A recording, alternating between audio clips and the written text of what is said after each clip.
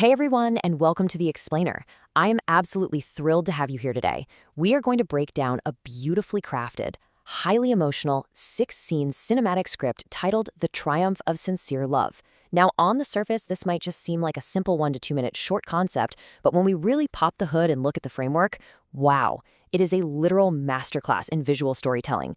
We're going to deconstruct exactly how this narrative uses visual cues, character archetypes, and thematic pacing to craft a truly compelling story about perseverance, the breaking of ego, and, ultimately, genuine affection. Okay, let's dive into this. Here is our roadmap for today. We've broken this narrative down into 6 distinct acts: introduction of characters, silent and true love, struggle and unbroken resolve, the breaking of pride, success and reunion, and finally, the core message of the story. All right, kicking things off with Section 1, Introduction of Characters, setting the stage. You know, every great story has to establish the baseline realities of its protagonists, right? And this script creates a stark, jarring juxtaposition right out of the gate. We have a boy whose reality is incredibly harsh. He's poor, wearing worn-out clothes, and doing heavy labor. Yet he's holding on to these massive dreams. In complete contrast, the girl exists in a totally different universe. She's the city's most beautiful resident, completely surrounded by wealth. She's inherently kind, sure, but her environment of constant praise has fostered this slight arrogance. The script builds maximum narrative tension simply by placing these two extreme worlds side by side. And it's not just the character descriptions doing the heavy lifting here. It's the environment itself. Scene 1 uses light rain as a wildly powerful storytelling device.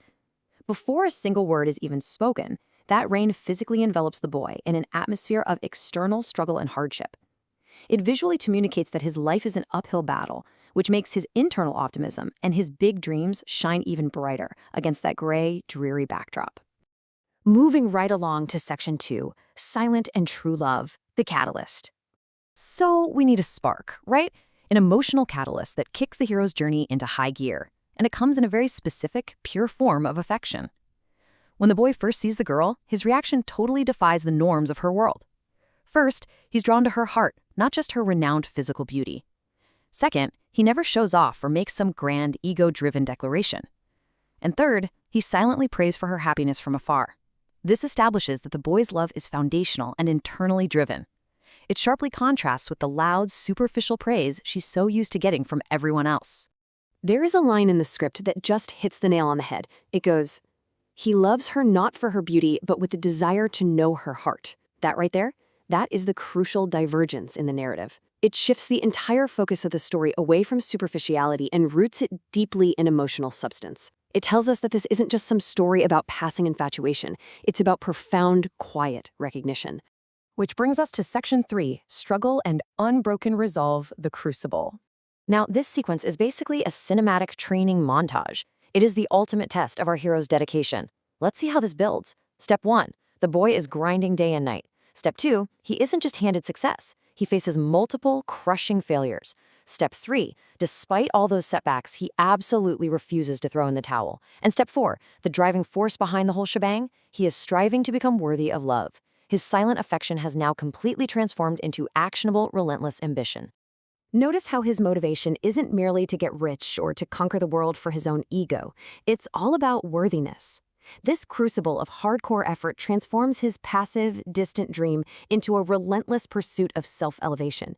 He wants his personal standing to match the purity and magnitude of his feelings. It's a deeply honorable pursuit, and it grounds the narrative in universally respected values like pure grit and perseverance. Now let's pivot to the other side of the equation in Section 4, the breaking of pride, the internal shift. So while the boy is battling it out externally, the girl has to undergo a profound internal realization. It boils down to a classic core conflict: superficiality versus substance. Superficiality being loving someone just for their looks or their bank account, and substance being loving someone for their personality and the truth of their heart. According to the script, the girl goes through a hard time, and it is precisely this unnamed hardship that acts as a filter, forcing her to finally distinguish between the superficial crowd who only cared about her aesthetics and the boy whose silent prayers valued her actual substance. This brilliantly illustrates the emotional turning point of the entire script.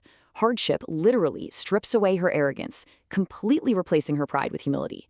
Remember that slight arrogance we talked about at the beginning? It is washed away. Without this absolutely critical internal shift, the final reunion would feel totally unearned. She has to step down from her pedestal just as much as the boy has to climb up from his circumstances. And that sets up Section 5 perfectly. Success and reunion, the climax. This is the culmination of both characters' incredibly arduous journeys, converging perfectly. First, the boy's external journey reaches its peak. He actually achieves success through sheer hard work. Second, the girl's internal journey peaks. She fully recognizes his honesty and the truth of his character. And third, the physical manifestation of this balance happens. She approaches him with a smile. It is a perfect narrative symmetry. The boy's elevated reality finally aligns with the girl's newfound humility. Think back to that massive gulf between his poverty and her privileged world at the start of the story. Now, those initial stark contrasts are completely dissolved, and they aren't bridged by a sudden lottery win or superficial changes. They are dissolved by mutual respect and genuine love. The script resolves its initial tension flawlessly by ensuring that both characters had to put in the work, externally and internally, to finally meet in the middle. Which leads us to our final takeaway in Section 6, core message of the story, the moral. So, the crucial point is this. Everything we've unpacked today leads to one single, powerful concluding thought from the script. True love sees not facial beauty, but the heart's truth and courage to stay. I really want that to sink in for a second. True love doesn't look at the beauty of the face, but rather the truth of the heart and the courage to stand by each other. The script elevates love from just some passive feeling to an active, daily demonstration of courage and truth. I want to leave you pondering this final, provocative question. Are truth and courage still valued above superficial beauty today? Seriously, think about how that applies to our modern, real-world relationships. I really hope this structured breakdown helped you see the brilliant mechanics hiding underneath this emotional concept. Thank you so much for joining me, and keep looking for that deeper narrative in everything you watch.